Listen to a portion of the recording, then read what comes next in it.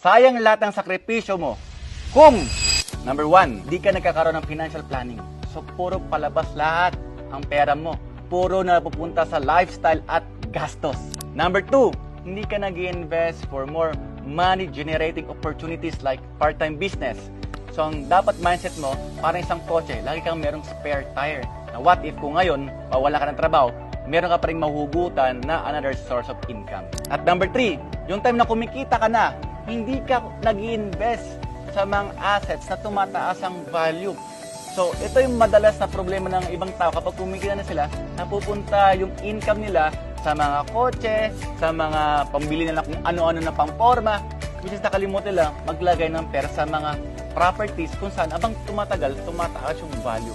Number 4, di kayo nagtutulungan ng pamilya mo na magkaroon ng kayang-kayang source of income. So, ito yung madalas na problema ng mga breadwinners na inaako mo lahat na okay lang sa'yo na ikaw yung source of income ng family mo, pero yung kapatid mo, yung magulang mo, yung ibang mga kamag-anak mo, lahat nakaasa sa'yo. Eh, what if kung nawala ka?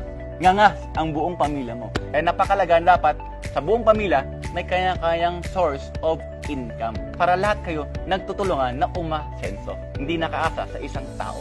At number 5, kung bakit masasayang lahat ng sakripisyo mo ay hindi ka nagtatabi ng pera for your emergency funds, hindi ka naglalagay ng pera para sa insurance.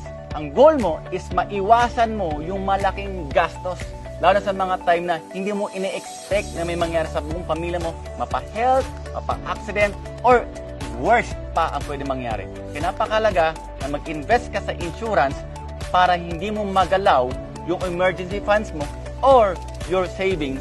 And I've seen so many people na hindi nila nagawa yun. Isang iglap lang, ubus lahat yung pinaghirapan nila ng ilang taon sa trabaho nila. Kaya that's my tip for you para hindi maubos at mapunta sa wala lahat ng sakripisyo mo sa trabaho mo. God bless everyone.